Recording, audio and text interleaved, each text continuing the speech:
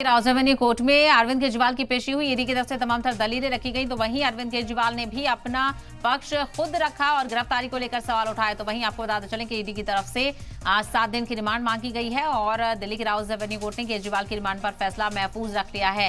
वकीलों की तरफ से जानकारी यहां पर दी गई कि अरविंद केजरीवाल ने कहा है कि वो पूरा ताउन करने के लिए ईडी के साथ तैयार हैं। अगर वो रिमांड में रखना चाहते हैं तो रख सकते हैं।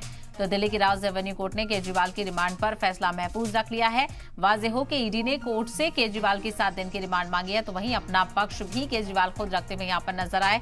ईडी ने कहा कि अरविंद केजरीवाल की तरफ से घुमा फिराकर जवाब दे दिया जा रहा है। जो भी सवाल पूछे जा रहे हैं अरविंद केजरीवाल से, वो उसका घुमा फिराकर जवाब दे रहे हैं। ईडी ने 7 दिन की मजीद रिमांड मांगी है। तो दूसरी तरफ अरविंद केजरीवाल ने अपना पक्ष खुद यहां पर रखा और गिरफ्तारी को लेकर सवाल उठाया है। कहा है कि ईडी का मकसद मुझे सिर्फ गिरफ्तार करना था और गिरफ्तारी कर ली गई है और अब कुछ ही देर में फैसला भी देखना होगा कि क्या कुछ सामने आता है। ज्यादा जानकारी हासिल करते हैं हमारे नुमाइंदे से मुबशिर इस वक्त हमारे साथ जुड़ गए हैं। मुबशिर, बहुत अहम सुनवाई यहाँ पर हुई है, काफी रस्साकशी देखने को मिली। अब देखना बेहद अहम होगा कि 7 दिन की रिमांड मिलती है या नहीं।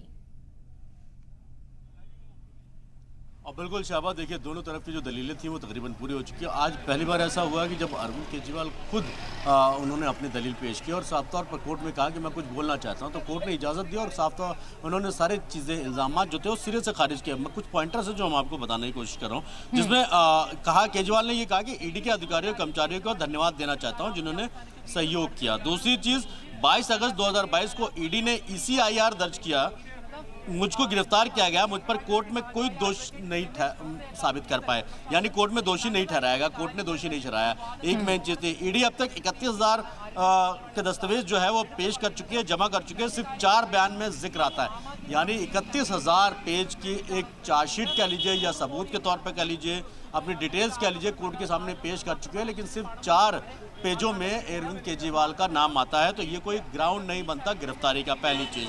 दूसरा, अरविंद केजरीवाल का बयान, सिसोदिया की मौजूदगी में कुछ दस्तावेज दिया गया, मेरे घर पर MLA बहुत से लोग आते हैं, मुझे क्या पता कि वो क्या खुसरपुजी कर रहे हैं। मतलब ये कहा यह गया कि साफ तौर पर कि जिस तरीके से अरविंद केजरीवाल अब रिमांड पर हैं ईडी की इन्फोर्समेंट डायरेक्टरेट की, उसमें कहीं ना कहीं साफ तौर पर एक चीज ये साफ निकल के आती है कि अब अरविंद केजरीवाल इस चीज का मन बना चुके हैं कि आप मुझे अंदर रखिए या बाहर रखिए, उससे मुझे कोई फर्क नहीं पड़ता। घोटाले की जहां तक बात है वो साबित नहीं तरीके से मंशा जरूर साफ नजर आती है। हालांकि कोर्ट ने ऑर्डर रिजर्व रखा, अब देखना यह है कि कितनी देर में फैसला आएगा और फैसला 7 दिन की रिमांड जरूर मांगी गई है, लेकिन उम्मीद ये की जा रही है कि 3 से 5 दिन के अंदर की रिमांड ईडी को मिल सकती है मुख्यमंत्री अरविंद केजरीवाल। बिल्कुल, और मुबशिर, जिस तरह से दलीलें रखी गई हैं, अरविंद केजरीवाल ने यहाँ पर अपना पक्ष रखा। ASG की तरफ से ये भी कहा गया कि आप इस तरह के बयान नहीं दे सकते हैं और अलग तरह की चीजें यहाँ पर बयान करने की कोशिश की जा रही है कि मुझे फंसाया जा रहा है, साजिश की जा रही है। कहीं ना कहीं इसकी मुखालफत भी यहाँ पर देखने को मिली।